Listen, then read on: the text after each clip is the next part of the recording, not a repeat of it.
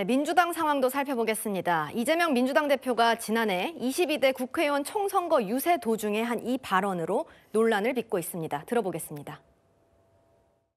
왜 중국을 찝쩍거려요? 그냥 쎄쎄. 대만에도 쎄쎄. 이러면 되지. 뭐 자꾸 여기저기 찝쩍거리고 무슨 양안 문제 우리가 왜 개입합니까? 사실 이 발언이 계속해서 이슈가 되고 있는데요, 강 부대변인님. 네. 이번에 이 대표가 외신과 인터뷰를 했습니다. 그 인터뷰에서 이 발언은 실용적인 외교를 해야 된다라는 취지에서 했다라고 해명했는데 어떻게 들으셨어요? 사실 이거는 뭐 해명할 필요도 없는 문제고 당연한 거라고 저는 생각을 해요. 우리가 안미경중이란 말 많이 쓰잖아요. 이게 뭡니까? 안보는 미국, 경제는 중국. 왜? 우리가 수출과 무역을 중국과 많이 원활하게 해왔잖아요. 그리고 중국과의 관계가 안 좋아지면 그게 우리 국익과 이어집니까? 안 이어지는 거예요. 우리가 집안에서도 엄마가 화를 내면 아빠는 달래주는 그런 역할을 해줘야 되고 우리가 항상 이번 윤석열 정부에 대해서 아쉽게 평가하는 이 외교적 포인트가 전략적인 좀 모호성을 유지해달라. 예를 들어서 지금 미국과 중국이 사이가 안 좋아 보이지만 만약에 다자 외교에서 어떤 상황이 벌어졌을 때 갑자기 미국과 중국이 사이가 좋아져 버리면 그때 우리는 어떡합니까? 우리 미국만 믿고 있다가 중국하고 척지는 겁니까? 특히나 중국은 사소한 일에도 복수를 하려고 하는 그런 성향이 있는 거예요. 네. 그래서 외교의 기본은 전략적 모호성이기 때문에 그것을 제대로 실천한 것이다. 그렇게 보시면 되겠습니다. 네, 이재명 대표는 영국 주간지 이코노미스트와의 인터뷰에서 이렇게도 말했습니다. 민주당의 주된 가치는 실용주의라고 강조했는데요. 최근 관련해서 발언을 잇따라 내놨습니다. 국민 모두에게 1인당 25만 원, 가구당 평균 100만 원의 민생회복 지원금 지급을 제안합니다. 만약에 정부나 여당이 민생지원금 때문에 추경 못하겠다 이런 태도라면 우리 민생지원금 포기하겠습니다. 네, 민생지원금 포기하겠다라는 얘기를 했는데요, 김 대변인님. 어떻게 들으셨어요? 한 발 물러서는 모습이에요. 제가 볼 때는 이재명 대표가 말 바꾸는 거는 표면한다고 그러지 않습니까? 너무나 쉽기 때문에 뭐 대표적으로 서문시장 가서는 박근혜 전 대통령 존경한다고 하고 그 이후에는 박근혜 대통령 존경한다고 하니까 진짜 존경하는 줄 아느냐 그렇게 하지 않습니까? 저는 본인이 아무리 뭐 실용주의다 그리고 뭐 검은 고양이 흰 고양이 얘기를 하더라도 국민들은 한 번 속지 두 번 속지 않습니다. 정치인에 있어서 그 말이란 건 뭐냐면요. 단순하게 말이 아니라 그 사람의 인생 이력 모든 것들을 다 포함하는 겁니다. 그리고 한 개인이 성공하는 게 아니지 않습니까? 대한민국에 대해서 뭔가 본인이 대통령이 되고자 대권 주자가 된다고 한다면 그 무게감은 커야 됩니다. 그 무게감은 결국 본인의 입에서 나오는 게 아니라 본인의 이제까지 인생 경력 이력에서 나오는 거거든요. 네. 그래서 저는 그 흑묘 백묘론 얘기하면서 쥐만 잘 잡으면 뭐가 문제냐 얘기를 하지만 본인이 쥐를 잘 잡았나요? 제가 볼 때는 뭐 입틀막하고 검열 통제에서 공포 정치에서 단두대 정치에서 저는 개인적으로는 사람을 잘 잡는다 이런 생각까지 하고 있는데요. 결국은 제가 볼 때는 그래요. 기본소득 관련해서 굉장히 주장을 하셨습니다. 근데 저번 대선 때 쏙 들어갔어요. 그러다가 저번 총선 때는 강령으로 또 넣습니다. 이번에 또 기본소득위원장인가요? 사퇴한다고 하지 않습니까? 우리 국민들이 어느 장단에 춤을 춰야 되죠? 그러면 안 되고요. 무엇보다도 이재명 대표의 지금 이 말에 어떤 진정성은 유통기한이 있습니다. 그 유통기한은 결국은 대선이 끝나면 언제 그랬냐? 내가 진짜 바꾼다고 했냐? 그런 줄 알았냐? 당신들이 그 믿은 국민들이 문제 아니냐? 그렇게 얘기할 사람이라고 저는 봅니다. 네, 김 대변인님이 말씀해 주신 것처럼 이 대표의 흑묘 백묘론에 대해서 여당에서도 진정성이 없다 이렇게 비판하고 있습니다. 국민 여러분, 이념과 진영이 밥 먹여주지 않습니다. 검든 희든 지만 잘 잡으면 좋은 고양이 아니겠습니까? 탈이념, 탈진영, 현실적 실용주의가 위기 극복과 성장 발전의 동력입니다. 새로운 성장이 진정한 민주공화국 그리고 함께 사는 세상의 토대가 될 것입니다. 민생에는 아무런 관심도 없으면서 과거 중국 공산당이 내놓았던 흑묘 백묘론까지 끄집어냈는데 검든 희든 고양이에게 생선을 맡길 수는 없습니다. 네, 고양이에게 생선 맡길 수 없다라고 말했는데요, 구 부장님. 네. 저희가 이 말바꾸기라는 지적에 대해서 어떻게 평가해야 될까요? 네. 이재명 대표께서는 그 말씀에 대한 신뢰를 좀 높일 필요는 있어 보입니다. 그 앞서 강성필 부대변인께서는 뭐 중국에도 쉐쉐, 대만에도 쉐쉐를 이렇게 전략적 모호성으로 받아들이시는 모양인데 그걸 지켜보는 국민들은 얼마나 마음이 철렁했겠습니까? 대한민국의 이 외교 수장이 될 수도 있고 국가의 미래를 결정하실 수도 있는 분인데 저렇게 그 겉과 속이 다른 모양새를 취해서 양국의 신뢰를 잃게 되면 결국 국익에도 손상이 되는 거 아닌가 이런 우려가 생기는 거 아닙니까? 저는 오히려 실용이라는 말도 굉장히 좋은 말입니다만 그 실용이 대한민국 국익과 국민의 행복으로 이루어지려면 국가에 대한 이익이 우선이라는 원칙이 바로 서야 됩니다. 그러니까 다른 나라의 어떤 이해관계에 우리가 부하내동을 하지 않고 대한민국 국익과 대한민국 국민의 행복이라는 원칙 하에 우리가 필요할 때 손을 잡을 수도 있고 또는 경쟁할 수도 있다. 이제 이런 원칙론을 좀 강조하시고 그 원칙을 이어나가는 실천으로 이어졌을 때 이 국민적 신뢰가 생겨나가지 않을까 뭐 그런 생각이 듭니다. 네, 강 부대변인 반론 부탁드립니다. 그러니까 민생지원금 하지 말라 해서 이제 안 하겠다고 하니까 이제 그 속셈이 뭐냐고 그렇게 지적하면 도대체 어느 장단에 맞추라는 겁니까? 블랙캣, 화이트캣 이렇게 표현해야지 중국 공산당 표현 아니라고 할 겁니까? 저는 이해할 수가 없고요. 이재명 대표가 보수의 아젠다를 다 이렇게 받아들이니까 국민의힘이 상당히 놀란 것 같습니다. 얼마 전에 금투세 유예하자고 해서 유예해드렸습니다. 그리고 민생주역은 철회라고 해서 철회했습니다. 또 해병대와 관련해가지고 이 안보와 이슈는 그야말로 보수의 아젠다인데 우리 민주당이 챙기고 있으니까 상당히 놀랬겠죠. 거기에 덧붙여가지고 연금 개혁까지 이재명 대표가 하자고 나섰습니다. 이렇게 민주당은 국민의힘의 지적을 받으면서도 하나씩 해나가려고 하는 뭔가 제스처를 취하는데 그때 지금 국민의힘과 여당 뭐 했습니까? 그래서 저는 이제는 국민의힘이 여당답게 아무리 대통령이 직무정지가 됐다고 하더라도 우리가 국회에서 할 일은 좀 하자 이런 말씀 드리겠습니다. 네, 이재명 대표는 오늘 대통령 경호처장 공관을 원래 주인인 해병대 공관으로 복원하자라고 제안했습니다. 지난 대선 때 했던 제안이라고 덧붙였는데요. 이 시점에 이런 이야기를 꺼낸 이유 뭐라고 보십니까? 김 대변인님.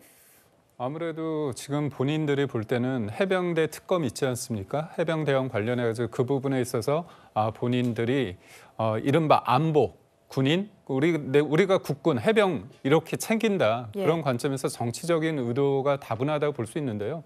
저는 뭐 바꿀 수 있다고 봅니다. 근데 이 시점에 여러 가지 얘기를 할 수 있는데 저걸 콕 집어서 한다는 건 일종의 대선 전략이라고 볼 수는 있는데요. 아무리 본인들이 얘기하더라도 탄핵의 첫 번째 탄핵의 어떤 사유 중에 뭐라고 했습니까? 북중로를 적대시했었고 굉장히 괴이한 일본에 대해서 편향적인 그런 부분에 대해서 윤석열 정부가 했다고 하지 않았습니까? 그러면서 이제 탄핵을 하려고 하다가 문제가 생겼죠. 그 문제는 미국에서도 문제 삼았고요. 그거에 대해서 2차 탄핵안 사유에서 빠지니까 이번에 또 중국이 문제를 삼았습니다. 그러니까 결국 저는 외교라는 건 뭐냐면요. 신뢰가 중요합니다. 쉐쉐, 중국에도 쉐쉐, 대만에도 쉐쉐 할 수 있죠. 근데 그거를 본인이 입 밖으로 꺼냈습니다. 그렇다면 중국인의 대만 입장에서 볼 때는 그거에 진정성 있는 리더라고 볼 수 있을까요? 그렇다면 대한민국을 어떻게 보겠습니까? 조석병계라고 언제든 유불리에 따라서 언제든 바꿀 수 있다고 생각하는 게 대한민국이라고 한다면 그거는 국익에 아무 의미가 없는 거거든요. 그래서 본인이 지금 하고자 하는 말도 중요하지만 기존에 했던 말에 있어서 실천을 하는 게 무엇보다도 전 중요하다고 보고요. 저는 딱 하나 말씀드리겠습니다. 민생 다 좋습니다. 다 좋아요. 근데 그렇다면 딱 하나. 저는 이제까지 수많은 29번에 걸친 그 탄핵에 대해서 사과를 하시고 9명인가 아직 탄핵 철회하시면 됩니다. 그리고 껄핏하면 최상목 권한대행 언제든지 탄핵할 수 있다고 이렇게 겁박하는 거 이런 것만 안 하시더라도 그리고 본인의 사법 리스크에 최선을 다하시고 임하시는 것이 대한민국의 최대 리스크인 이재명 대표가 해야 될 일이 아닌가 싶습니다. 알겠습니다. 이재명 대표가 외교나 경제 정책에 대해서는 실용주의를 외치고 나섰다면 당 내에는 이 당내 계파 갈등을 통합해야 하는 숙제가 있습니다. 지난 30일에 설 연휴 마지막 날이었죠. 문재인 전 대통령을 예방했는데 이 예방을 두고도 그런 통합 메시지를 노린 것 아니냐 이런 분석도 나오기도 했습니다. 당시 현장 모습 준비했습니다. 어서 오십시오. 잘 계셨습니다, 대통령. 예, 오늘 봐주세요. 건강하십시오. 예.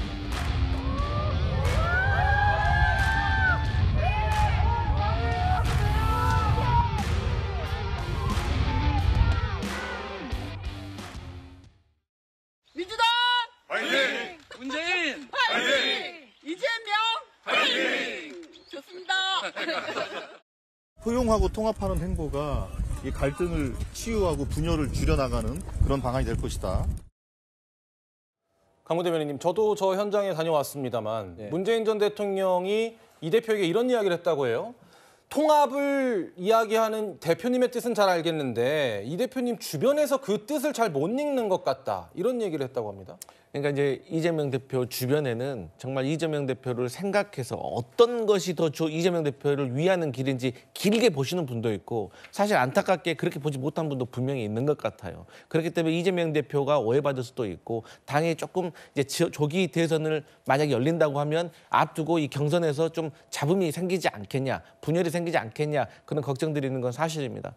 근데 결국은 이재명 대표가 압도적으로 앞서 나가고 있는 상황이기 때문에 저는 이재명 대표가 다른 후보들이 만약에 생긴다면 그들에게도 길을 열어주고 각자의 역할을 내어주는 것이 지도자로서의 역할이라고 생각합니다. 알겠습니다. 저희가 그림 준비했는데 비명계가 연일 목소리를 키우고 있는 그런 상황과 이 예방이 무관치 않다라는 분석 나오고 있습니다. 이재명 대표는 주변에 그림 보여주시죠. 친명계 의원들의 예민 반응 옳지 않다. 비명계가 목소리를 내는 거에 대해서 예민하게 반응하지 마라. 자제해라. 이런 이야기를 했다고 전해지고요. 그 이야기 중에는 김경수 전 경남지사의 SNS 글이 있었을 겁니다. 한 차례 굉장히 강한 어조로 비판을 했고 친명계 의원들이 반발하자 칼의 언어로 대응하고 조롱의 언어로 대처하는 것은 크게 하나 되어 이기는 길이 아니다라고 재반박하는 모양새도 나왔습니다.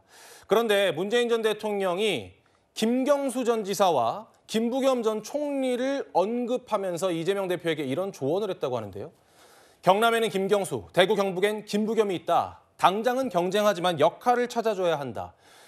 대화 맥락을 취재해보니까 부울경 관련한 이야기를 상당히 길게 하면서 이 부울경에 관해서는 김경수 전 경남지사가 일가견이 있고 대구 경북에는 김부겸 전 총리도 있으니 당내에서 많이 활용을 좀 해달라 이런 취지로 요청을 한 것 같습니다. 구장님, 비명계와 친명계 간의 갈등 이게 언론에서 부추긴다라고 민주당에서는 주장합니다만은 객관적으로 해석했을 때는 좀 이런 갈등이 미묘하게 계속 이어지고 있는 건 사실인 것 같아요. 그렇습니다. 지난 22대 총선에 민주당 공천을 두 단어로 압축할 수가 있습니다. 하나는 친명횡재, 이재명 대표와 가까운 사람은 묻지도 따지지도 않고 공천을 받아서 국회의원이 되더라. 또 다른 언어는 비명횡사입니다. 이재명 대표나 또는 친명계와 거리가 있거나 과거 친문재인계로 여겨졌던 분들이 공천에서 석연치 않은 이유로 낙천하더라. 이게 지난 민주당의 이 공천을 압축하는 두 단어입니다. 물론 총선에서 민주당이 과반 이상이 넘는 다수 의석을 확보하다 보니까 공천 과정에 있었던 그런 여러 상처와 얘기들은 묻힌 것도 사실입니다. 하지만 그 당사자들 그리고 그 당사자와 함께 정치를 하고 있는 사람들의 마음을 이재명 대표가 얼마나 어우러졌을까? 그 상처를 회복시키기 위한 노력을 얼마나 했을까? 이거에 대해서는 많은 사람들이 의구심을 가지고 있기 때문에 여전히 비명횡사당한 친문계와 비명계는 아직도 친명계와 흡수되거나 물리적 결합이 안 돼 있기 때문에 만약 조기 대선이 치러진다 하더라도 내부 분열은 피할 수 없는 거 아니냐 이런 관측이 나오고 있는 상황입니다. 강구 대변인 말씀 짧게 들을까요? 사실 여당이든 야당이든 역대 정당사에 주류와 비주류는 항상 있었고 총선 때마다 주류가 비주류를 일종의 어떤 공천 경쟁에서 우위에 앞섰던 거는 다 있었던 일입니다. 제가 일일이 이름은 말씀 안 드리겠지만 우리가 친문이라고 소위 말하는 분들 중에서 이 문재인 정부에서 요직 장관 맡으셨던 분들이요. 벌써 제가 얼추 생각해도 몇 분이나 계시고요. 또 친문에서 많은 분들이 친명이 되어 계신 분도 많다는 점을 제가 말씀드리겠습니다. 알겠습니다. 우리 국내 정치 상황 알아봤는데 여기서는 구 부장님을 제외한 세 분과는 인사 나누겠습니다. 고맙습니다.